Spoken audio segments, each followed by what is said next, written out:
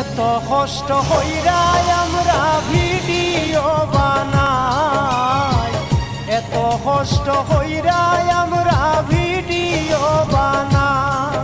এগো এর